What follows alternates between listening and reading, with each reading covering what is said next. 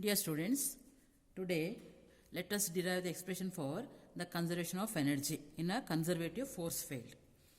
What is conservative force? The force by which the work done is independent of the path followed by the particle, depends only on the initial and final positions of the particle. Such a force is called the conservative force, and the space or the region where the body experiences a conservative force is called conservative force field. So here let us consider a conservative force field. In this field, consider 2 points A and B. Let Z be a reference point at a certain distance from the point A. Z is the reference point. Let us denote the kinetic energy possessed by a body at the points A and B as TA and TB respectively. Let the potential energy of the body, let it be denoted by VA and VB at the 2 points A and B. Now, let us find out the expression for kinetic energy now, or work done. Now, let us find out work done in moving the particle from the point A to the point B. So here, what is work done? It is nothing but the product of force and the displacement. See here, suppose the particle moves from the point A to the point B. F is the conservative force here. Whenever the particle gets displaced through a very small distance, say dr, the work done is given by F vector dot dr vector. Work done is the dot product of force and displacement. So, the small amount of work done corresponding to the displacement dr vector is F vector dot dr vector. When the particle moves from A to B, the total work done is given by integration of this. See, that is, see here, F. What is force? How do you define? Mass into acceleration. What is acceleration? Rate of change of velocity. Suppose the particle moves with the velocity v from A to B, then dv vector by dt is its acceleration. So F is written as ma or m dv by dt. Then dot dr vector. So in the next step, m as it is, and we take this dt to dr. We write this one as dv dot dr by dt, or you can write it as dv vector dot dr vector by dt.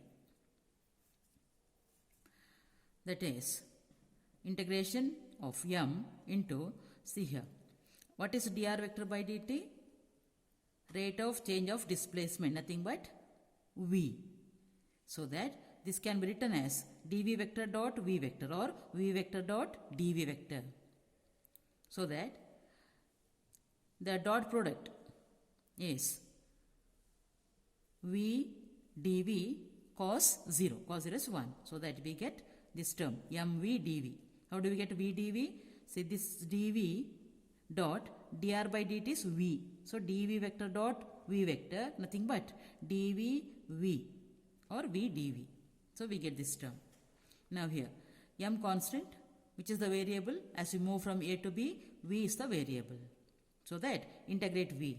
Integration we get v square by 2 between the limits A and B. So that the next term, what we write? M into vb square by 2 minus va square by 2, which is nothing but, which is same as half m vb square minus half m va square. What is half m vb square? So in general, what is half m v square? Kinetic energy. So that this can be taken as kinetic energy of the particle or body at the point B, nothing but TB. This is kinetic energy at the point A, nothing but TA. Therefore, work done in moving the particle from A to B is given by TB minus TA. This is work done when the particle moves from A to B. Let the equation be 1. Now, let us find out the work done in bringing the particle from the reference point Z to the point B. Let the particles brought from Z to the point B. We have already defined the potential energy. What's the definition? It is the negative of the work done in bringing the particle from infinity to the given point or from a reference point to the given point. So here, what's the potential energy? It is nothing but integration of F dot dr vector between Z and B, bringing the particle from Z to the given point B. Now you can split this as the work done in bringing the particle from Z to A, then A to B, so that this can be written as sum of these integrals. This is the work done in bringing from Z to A. It is brought from Z to A first, then from A to B. So this is equal to this. Now, what is this? Work done in bringing the particle from Z to B. Nothing but the potential VB, but minus. What is potential? Negative of the work done. So here it is positive, so we take the minus sign here. Do you understand? VB is minus this much. It's a definition. Potential energy negative of the work done. So here it is plus means this becomes minus. Equal to, what is this? Z to A F dot dr vector, work done in bringing the particle from Z to A minus VA, plus A to B F dot dr, already we got the expression in the previous derivation, it is TB minus TA. So substitute, it is TB minus TA. If you rearrange, so that take VB this side and VA TA to the other side. VA TA to the other side become plus VA plus TA. So VA or multiply throughout by minus. This becomes plus, plus, minus, plus. So that you get VB, this one minus this side, minus becomes plus. VB plus TB equal to VA plus TA.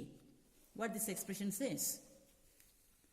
VB plus TB, potential energy at B plus kinetic energy at B, nothing but total energy at B equal to total energy at A. So this expression says that total energy at B is equal to total energy at A. What is total energy? Potential energy plus kinetic energy. So here potential energy plus kinetic energy at B equal to potential energy plus kinetic energy at A. That is total energy at B is total energy at A, nothing but the law of conservation of energy. What the law states? Energy can neither be created nor be destroyed. The total energy possessed by a body at a given point always remains constant, or total energy possessed by a body in motion remains constant. This is about the proof for conservation of energy in a conservative force field. Now, let us derive the expression for escape velocity of the particle. We already discussed these things, escape velocity, orbital velocity in case of the satellite motion. How do you define escape velocity? Escape velocity of a particle is nothing but the velocity with which, or the minimum velocity required to make the particle to escape from Earth's gravitational field. That is the escape velocity. Here, let us consider a particle of mass m on the Earth's surface. Let m be mass of the Earth, assumed to be concentrated at the center of the Earth. We have a particle of mass m, small m, on the surface of the Earth at a distance r from the center. What is r? Radius of the Earth. Suppose this particle is projected with a velocity, say VE. VE, symbol for escape velocity. When this particle is projected, it is thrown into space with the velocity, say VE, then that particle escapes from Earth's gravitational attraction. It goes beyond the Earth's gravitational attraction. So as it moves, or as it goes beyond the Earth's gravitational field, at a certain distance, its total energy becomes zero. At infinity, the distance is taken as infinity. At infinity, total energy becomes zero. What is total energy? Kinetic energy plus potential energy. Total energy 0 means T plus V equal to 0. T indicates kinetic energy, V indicates potential energy of that particle, that equal to 0, where at that infinite distance, when the particle escapes the Earth's gravitational pull. What is kinetic energy? Half m V square minus potential energy, already derived the expression gmm by r. This equal to 0. Or from this, half m square equal to this. Small m gets cancelled. See, this m gets cancelled. So we get v square by 2 equal to gm by r, or v square is 2 goes this side, 2 gm by r, V is square root of 2gm by r. This is one form of the expression for this escape velocity. What is capital G? Gravitation constant. Universal gravitation constant. M, mass of the earth. R is radius of the earth. But we also know that when that particle is on the surface, gm equal to gr square. So that we get VE is equal to square root of 2gr.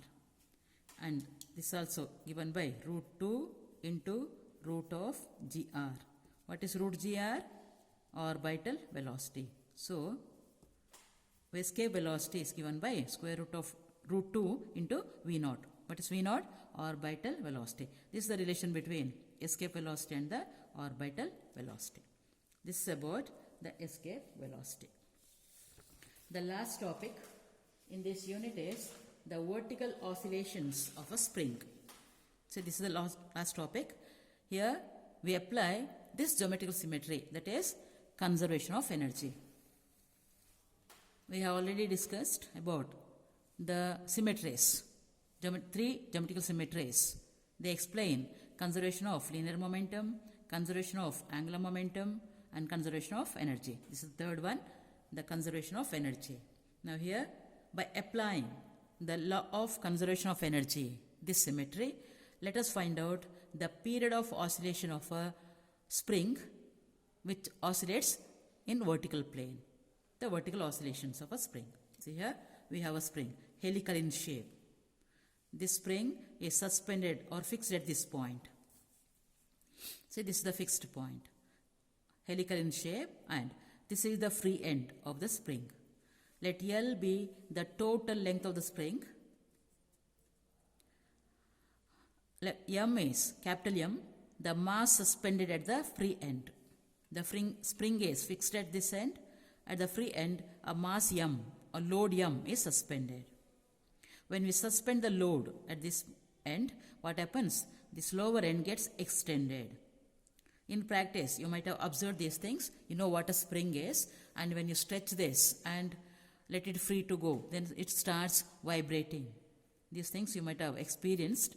So here at the free end, if you suspend a load, then this end gets stretched. Stretching means gets elongated. Its length becomes more. At the free end, the length of this helical portion of the spring gets extended, gets stretched.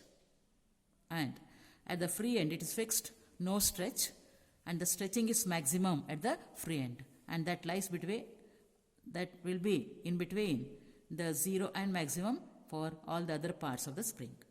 This is what happens when we suspend a load. Pull the load downward a little and let it go. What happens? The spring starts vibrating. It performs vertical oscillations like this. It moves up and down. What do you mean by oscillation? 1, 2 and fro motion. Here it is 1 up and down motion, or 1 down and up motion is nothing but the oscillation. So here it performs oscillations. Here when the spring the oscillations are simple harmonic oscillations.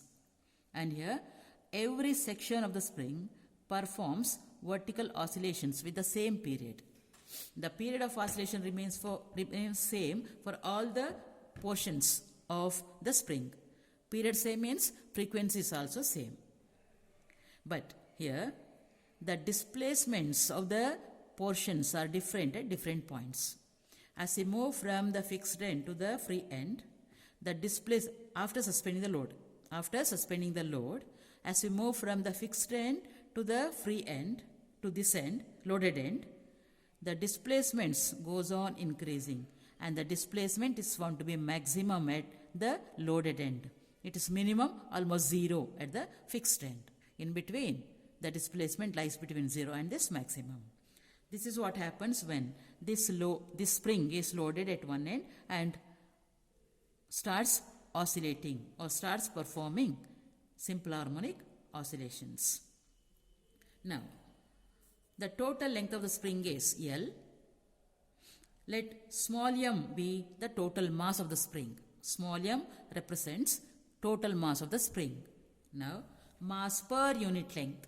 What do you mean by mass per unit length? mass divided by length. It's given by m by L. Mass per unit length of the spring is m by L. Now consider a segment, a small part of the spring, one segment of length ds at a distance x, s from the fixed end. Let v be the velocity. V, the velocity at this free end when the spring oscillates. Let v be the velocity at the free end, which is maximum. And let v dash be the velocity of this segment. As I told, the different segments will have different displacements so that their velocities are also different. Velocity maximum at this end, 0 at this end. Now, let us take v dash as the velocity of this segment ds at a distance s from the fixed end. So that, see here, the velocity v corresponding to the total length L, is it not, at this end. For the total length L, velocity at this end, velocity is v. So, v dash, the velocity corresponding to the length s. Now, what is v dash? V into s by L. So, v dash is v into s divided by L. This is the relation between v dash and v. Now, we got the velocity of that segment ds. What is the mass of that segment? Mass of the segment ds, that small length, its mass. To find out that, we use the value mass per unit length. Say mass per unit length is m by L. Then mass of the length ds is m by L into ds. Per unit length, m by L is the mass, and for the length ds, this will be the mass. Using these two, let us find out kinetic energy of that segment ds. Remember, now we are considering only that segment ds, its kinetic energy. By definition, half into mass into velocity square, half into what's the mass, m by L ds, velocity is v dash, it's a square, half m by L ds into v dash is vs by L whole square. Simplify. What do you get? Half m by L cube v square s square ds. This is the kinetic energy of the segment of length ds. Now, the whole spring, entire spring, it consists of so many such ds. You can divide this one into so many such parts, ds. So that the total kinetic energy is given by integration of this expression between the limits 0 and L. See here, s is varying between 0 and L. So integrate. And here, half m v square by L cube, constant, keep it outside, integration of s square ds. Integrate this. What do you get? S cube by 3, limit 0 and L. Substitute s cube as L. Other limit is 0. You know about the integration very well. So, put the upper limit L. L cube by 3. Lower limit 0, next term is 0. So, what do you get? If you simplify this, you get kinetic energy of the whole spring as half m v square. What is m? Total mass of the spring. What is v? Velocity at the loaded end. It is v. Now, kinetic energy of the mass. Say, mass is suspended at this free end. At the free end, velocity is v. Mass is m. So that kinetic energy of that mass suspended is half m v square. Therefore, total kinetic energy of this oscillating spring is kinetic energy of the mass plus kinetic energy of the spring. That is half m square plus 1 by 6 m square. Simplify. Here half v square is common. Keep it outside. Inside here m plus 1/2 outside means remaining 3 here. So m by 3. This is the total kinetic energy of the oscillating system or the spring. Now, let us find out the potential energy. What is potential energy of the simple harmonic oscillator? Already in the previous video, I had explained. The potential energy of the harmonic oscillator is given by the formula half kx square, where k is the constant called that. In this case, it is the spring constant, x is the displacement. And we define k as k, the spring constant, as force per unit displacement. K is defined as force per unit displacement. Now, using this, let us find out total energy of the spring. Total energy, kinetic energy plus potential energy. So, kinetic energy plus potential energy. Now, v is the velocity at the free end of the spring. And at the free end, the displacement is, see here, this free end gets displaced through x. After suspending the load, the free end gets displaced through x. So that v can be taken as dx by dt. Substitute v as dx by dt. We get this equal to this. In place of v square, we have dx by dt whole square. Now, let us apply the conservation of energy. What it says, total energy possessed by the system is constant. If the energy constant, rate of variation of energy with time is 0. When the energy is constant, rate of variation of energy with time is 0. That means dE by dt is 0.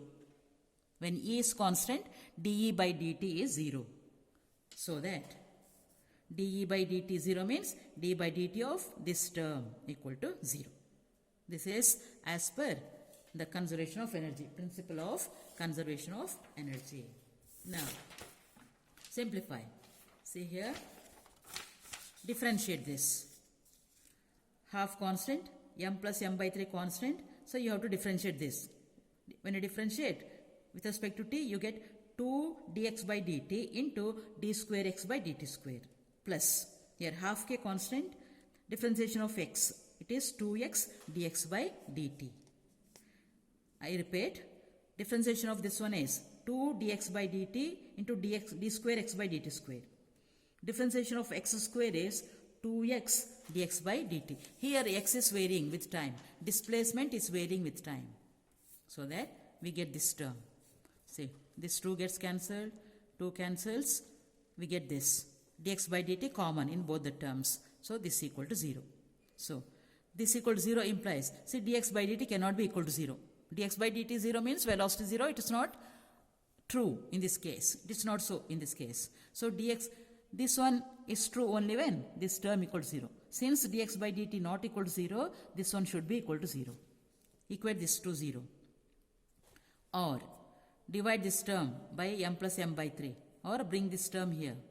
So d square x by dt square plus k divided by m plus m by 3 x equal to 0. Or we write this as d square x by dt square plus, this one is taken as omega square. It's a constant. Taken as omega square x equal to 0. Where omega square is k divided by m plus m by 3. Or omega is square root of k by m plus m by 3. What is omega? What omega indicates? Angular velocity or angular frequency of the spring, oscillating spring. Angular velocity or angular frequency. Angular velocity omega is 2 pi by t. What is t? Period of oscillation. Angular frequency means omega is 2 pi f. How do you get? See here, 2 pi by t. 2 pi into 1 by t. What is 1 by t? F. So omega, angular frequency or angular velocity. Now this is the second order differential equation of this simple harmonic motion of the spring. And from this, now let us find out the period of oscillation. How do you define? Period t is 2 pi by omega. See here, t is 2 pi by omega. That is t equal to 2 pi by, what is omega? Substitute omega. Or t equal to 2 pi into, take this to the numerator, 2 pi into root m plus m by 3 by k. This is the expression for period of oscillation of the spring which performs vertical oscillations. Here m, load suspended, small m, mass of the spring, k, the spring constant, nothing but it's also defined as the force per unit displacement. Now, let W, see this is not omega, don't get confused. This is W. Let W be the mass per unit extension. See, as we suspend load to the free end of the spring, see this spring, as you suspend load here, as you increase, see, when you suspend, there is an extension for this mass M. Then this W denotes mass per unit extension. So, I'm sorry, it is capital M, not small m. Capital M, mass suspended. Small m is mass of the spring. W, mass per unit extension, nothing but m by x. So, W is m by x. M, capital, mass suspended here. and we define K as F by X, force per unit displacement. So what is F? Force mg. Sorry, here this is also capital M. This is mg. So that K is mg by X. What is m by x? W. Therefore, K is W into G. The relation between spring constant, W mass per unit extension, G acceleration due to gravity. Now, square this expression. You get T square as this. Or it is 4 pi square into m plus m by 3 and substitute K as Wg. So that we get expression for T in terms of mass per unit extension and acceleration due to gravity. From this, we get G as 4 pi square W into m plus m by 3 by T square. Using this formula, G can be calculated. Using a spring, it is possible to determine acceleration due to gravity G. When the spring is having very small mass, when small m is this m, mass of the spring, when the mass of the spring is very small, very light spring, then you can neglect m by 3. So that G becomes 4 pi square m by W into T square. This is how G can be determined. This one you are going to perform in the laboratory. This experiment you are having in your list of experiments. You are going to conduct this experiment in the laboratory, thereby determining the value of G using that loaded spring. With this, we have come to the end of this second unit also.